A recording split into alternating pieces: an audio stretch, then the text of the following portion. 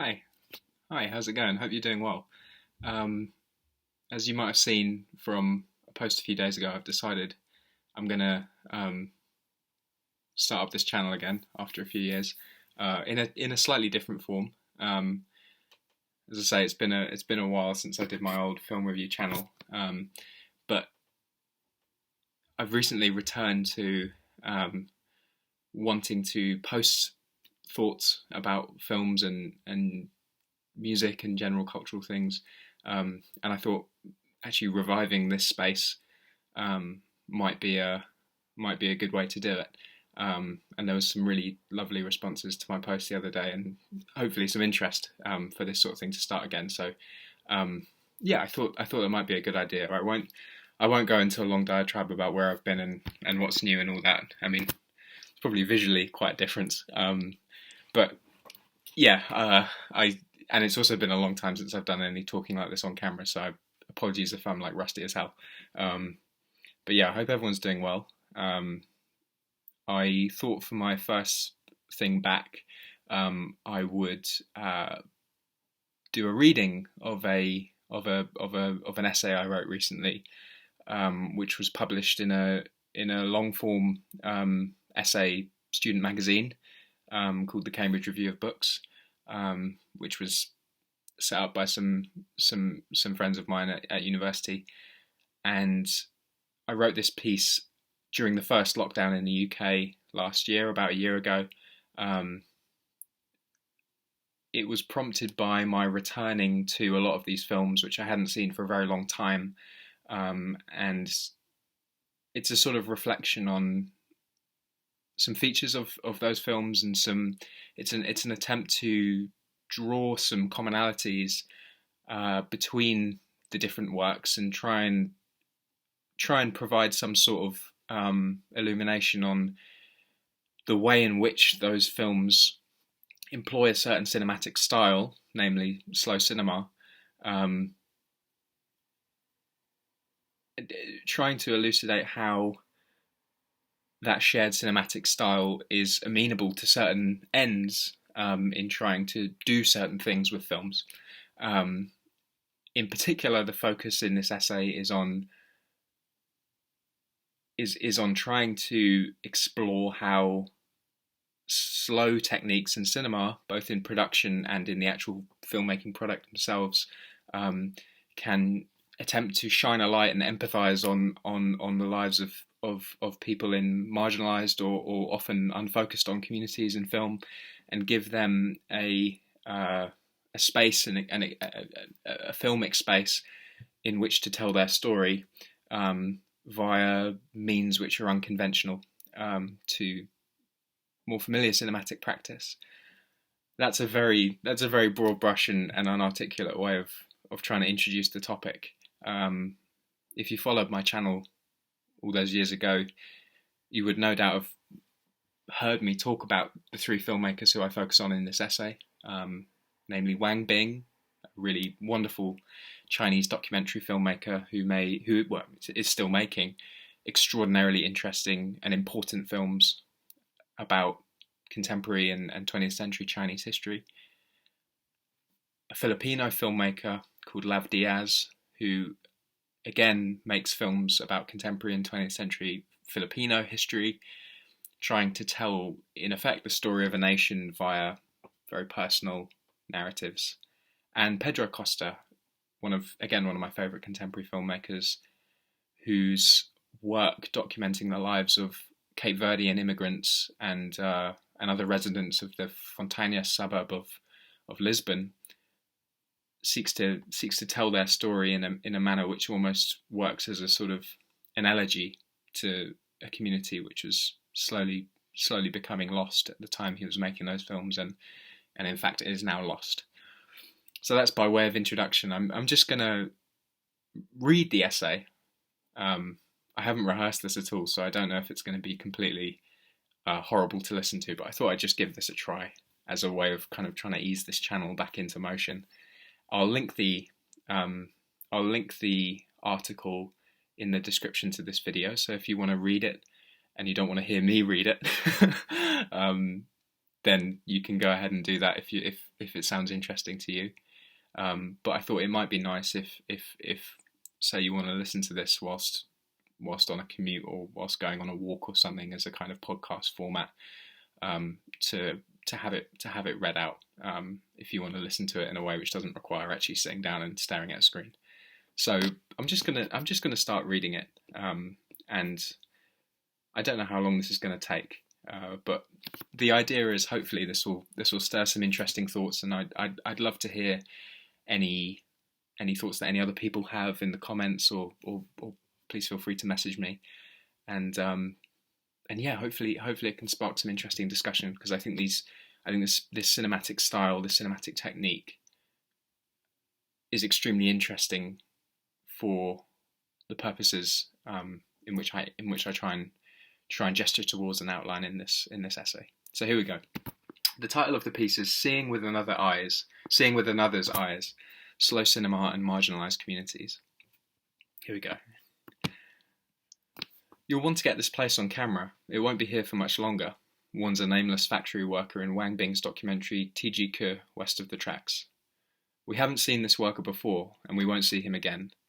His brief presence is ghostly, drifting past the camera into the dust cloud-ridden yard of a soon-to-be-defunct copper-smelting plant. It's hard not to feel that Wang took this strange moment to heart, for the cumulative effect of T.G. Ke's 10-hour runtime is that of having witnessed a testimony from a dying world. Wang's cinema is not alone in the wider landscape of contemporary film in capturing the experience of crumbling communities. In the labyrinthine Fontainhas, a now destroyed shantytown on the outskirts of Lisbon, Pedro Costa's camera finds similarly raw images of decline. So too with Lav Diaz's exploration of the troubled communities of the Philippines. In documenting the precarious existence of these subjects, these directors used techniques rooted in a distinct cinematic philosophy, slow cinema. It's this approach that gives these films their power, and employing these radical techniques, these directors open the door to a relationship with their subject matter, which is not available through conventional methods of filmmaking. First, a historical or definitional note on the term slow cinema. It's not a precisely defined or delineated collection of films and filmmakers. It doesn't have a Dogma 95 style manifesto dictating what does and does not count as slow. Indeed, many reject the term, and Costa's an example. Nevertheless, it's a useful way of grouping together a set of filmmakers arising largely out of the mid-1990s festival circuit, whose films share important aesthetic predilections. How does one know when one's watching a slow film? Well, look for long takes, really long. Compare the average shot length of Bellatar's Satan Tango, which is over 3 minutes, with the average shot length of a Bourne film, which is around 2 seconds. Further, slow films tend not to rely on creating narrative continuity through editing. Time, real time, is a much clearer presence in these films. A particularly extreme example of this comes in Diaz's film Jeremias from 2006. When the protagonist sets out on his lonesome journey, we follow him for almost 2 hours with his ox, soundtracked only by the sound of wind and rain. At one point, Jeremias finds his path blocked by a fallen tree. Diaz shows us the arduous process of Jeremias getting the tree out of his way. The shot lasts almost 15 minutes and is totally static. Minimal camera movement is another common, though by no means necessary, feature of slow cinema. So too is a focus on the quotidian, the seemingly unremarkable. Dramatic, sharp-tongued dialogue is rare.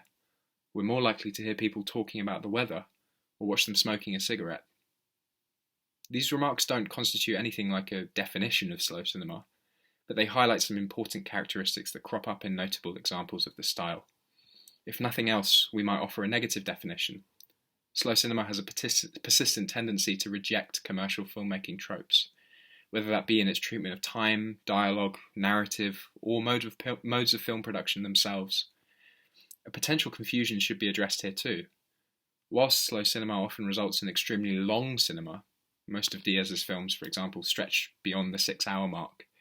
It's slowness and not length, which is my concern here. For example, Kobayashi's The Human Condition lasts 10 hours, but it's not a slow film. And conversely, Lisandro Alonso's La Libertad from 2001 is hardly an hour long, but it's a paradigm case of slow cinematic style.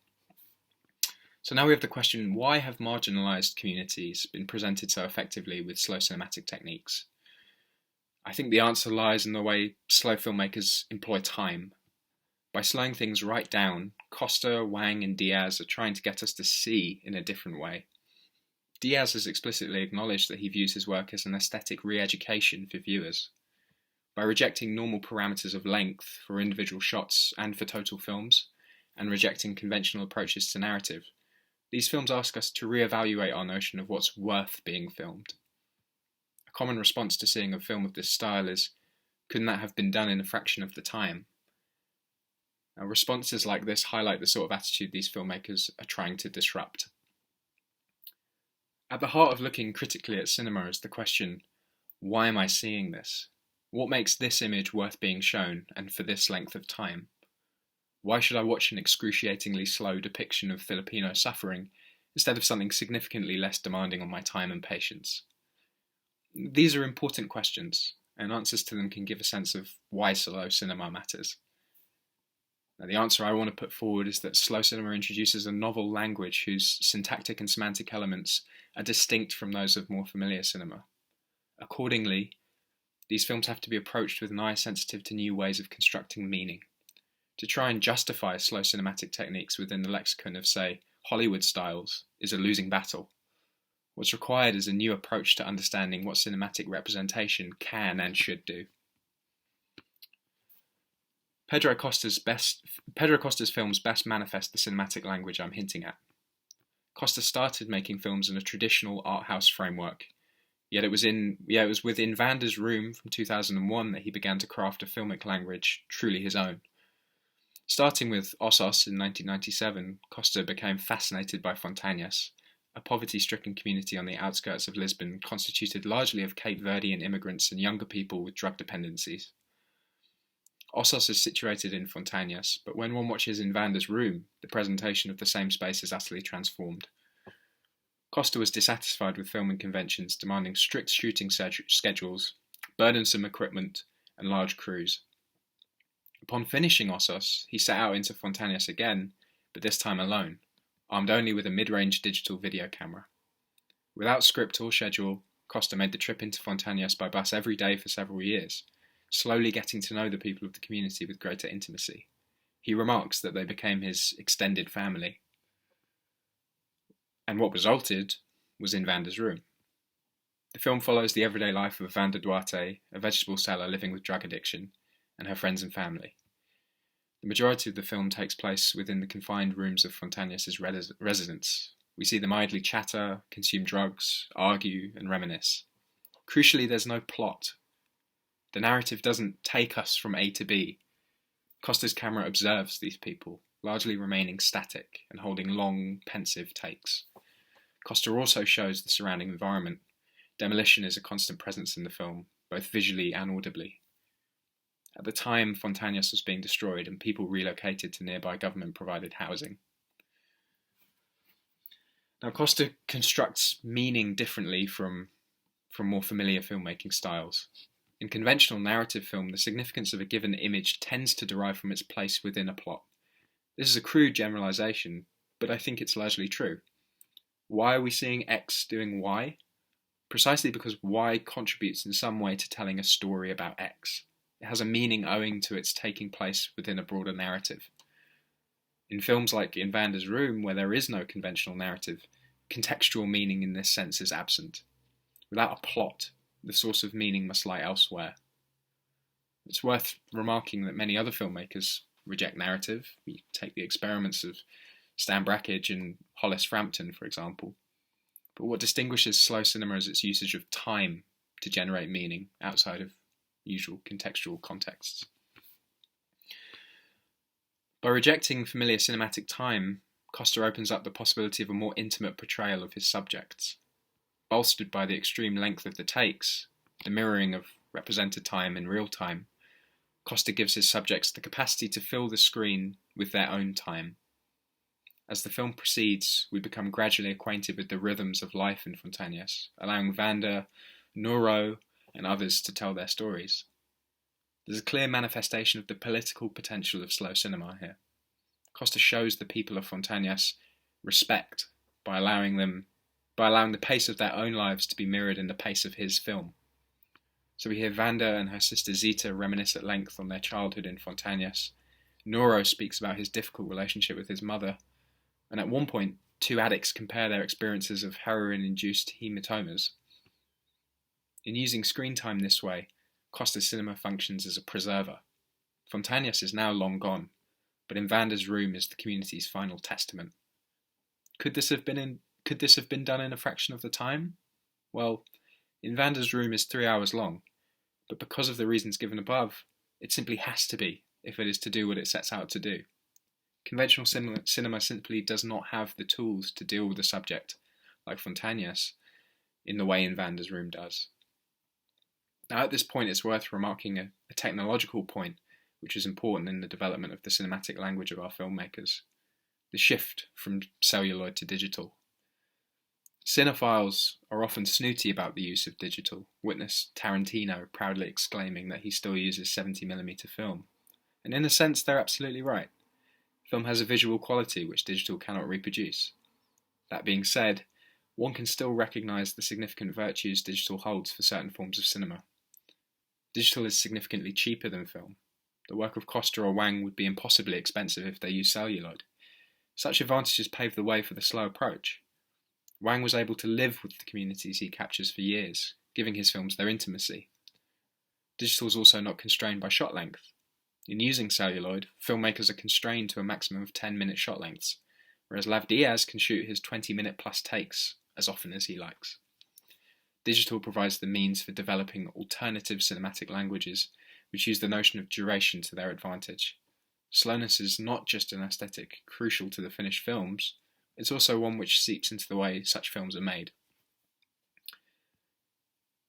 Now, the importance of testimony and slowness is central to Diaz's work as well.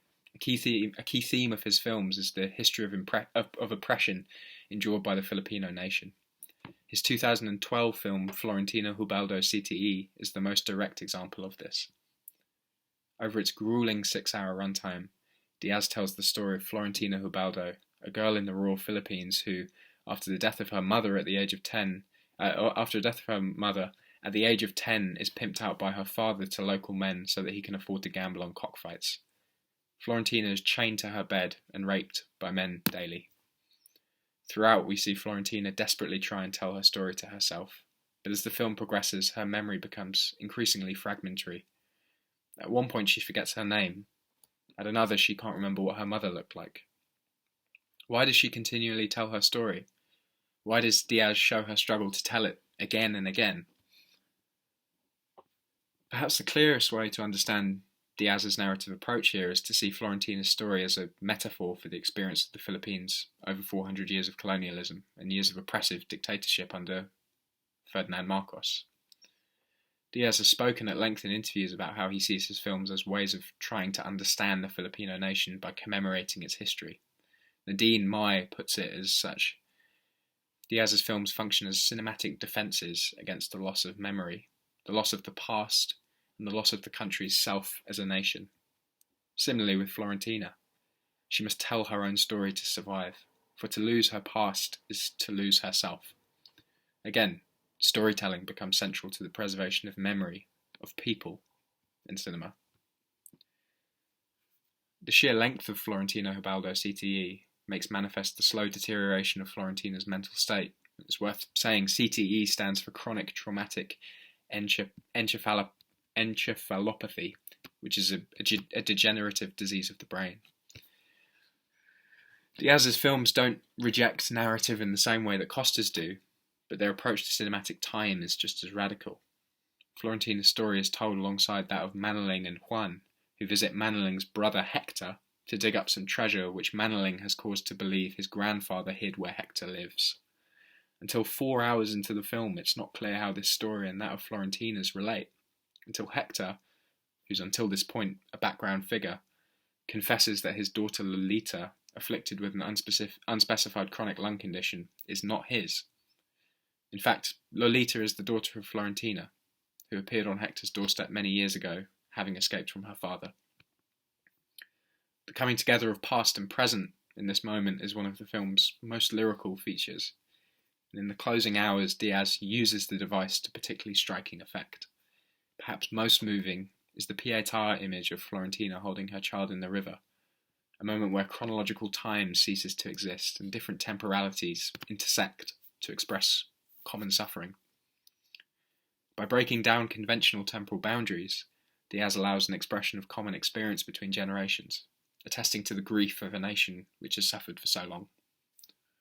Using narrative slowness allows for direct engagement with the experiences of the characters. It provides a means by which Diaz can portray multiple distinct pieces of chronology within a single time-exempt frame. The use of time in cinematically unconventional fashion to represent multiple temporalities at once is crucial to the slow filmmaker's repertoire. Notable examples include memorable moments from Alexander Sokurov's Russian Ark or Theodoros Angelopoulos' The Travelling Players. Costa's post-Vanda films use this technique to powerful effect. Both Colossal Youth from 2006 and Horse Money from 2014 are centred on Ventura, a ghostly figure who wanders around Fontañas calling on his children, who are fellow former residents of the area. By the time of Colossal Youth, Fontañas had been abandoned. We see many of its former residents from Invander's Room in new, white-walled apartments. If Invander's Room is Fontañas' final testimony, Colossal Youth is its post-mortem. Again, Costa doesn't employ conventional narrative, but equally, Colossal Youth is stylistically distinct from Invander's Room. Whereas the latter employs a stark, deliberate realism, Colossal Youth is a stranger, far more abstract film. The first image of the film is of Ventura's wife Clotilde throwing furniture out of the window. We then see her holding a knife, cast in shadow, speaking to someone off screen. She's leaving Ventura. The speech is obscure. Clotilde tells a story of how she would swim with sharks back on Cape Verde, catching the attention of local boys. This sets a precedent for speech in the film. Characters talk in narratives. Again, there's emphasis on testimony and the preservation of community through speech. Yet in Colossal Youth, Costa freely moves between time frames within a single static take. Many of the scenes in the film are temporally disorienting. Ventura is asked by an illiterate friend Lento to write him a love letter for his wife back in Cape Verde. And Ventura recites again and again a letter he wrote to his wife when he first came to Lisbon.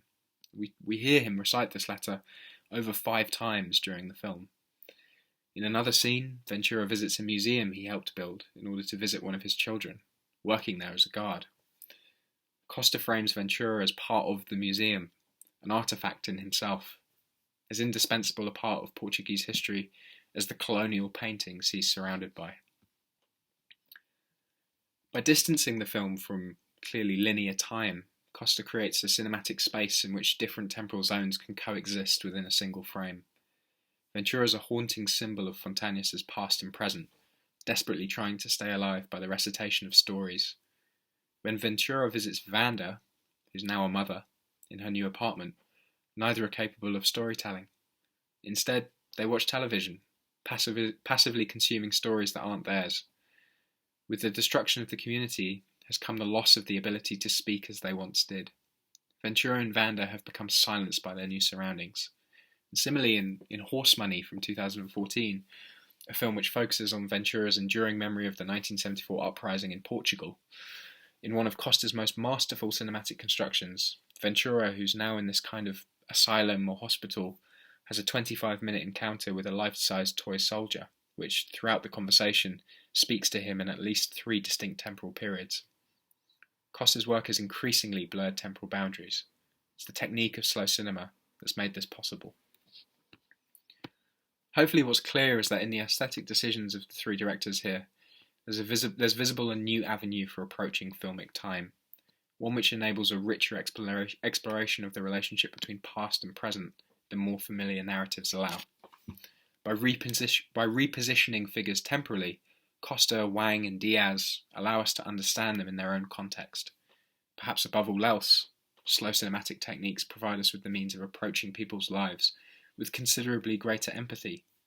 In T.G. Kerr, Wang's camera labours with the workers, shaking as he struggles to traverse the icy factory floor.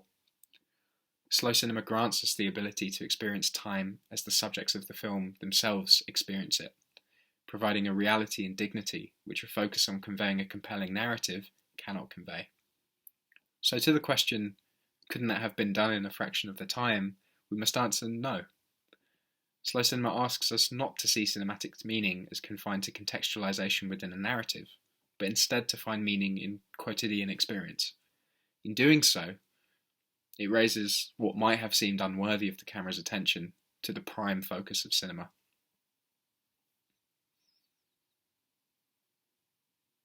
Okay, so that's the end of the essay. I hope if you listened to this or if you read it, you enjoyed it and found it interesting. If you haven't seen the films, I strongly recommend giving them a go. They're extraordinarily interesting, really important and beautiful films, which, yeah, as I've tried to say, I think really offer a new, well, not necessarily that new anymore, but certainly a radical and unconventional approach to telling people's stories by reconfiguring our notion of how time is employed in film. If you've got any thoughts or criticisms to share, please comment or get in touch with me. I'd love to have more of a discussion about this. I wrote this essay about a year ago, and I think reading it back now, there's quite a lot I'd want to change about it. I'd also want to expand it. I didn't get to talk about Wang Bing's films as much as I'd like to, and I think maybe there's space for exploring some of the things I mentioned here in a lot more detail. I was slightly constrained by the fact that this was getting published in a magazine, so I needed to keep it relatively short. But yeah, hopefully one day I'll develop this a bit further. If you're interested in some of the themes I bring up here, there's some really interesting books you can read. I strongly recommend Nadine Mai's blog. She writes about slow cinema and recently published a PhD on it, particularly in context of Lav Diaz's films, and that was a real source of inspiration for writing this essay. It's a really articulate and insightful bit of writing. Equally, there are now collections of essays being published on slow cinema, full of extremely interesting and insightful writing, which has shed light on these films really nicely for me. And yeah, if you're interested in this sort of area, I strongly recommend checking those out. As well as being extremely interesting, they're also just like really nice reading if you're into this sort of thing. So yeah, if you've listened, thank you, I appreciate it. And yeah, hopefully see you soon for something similar.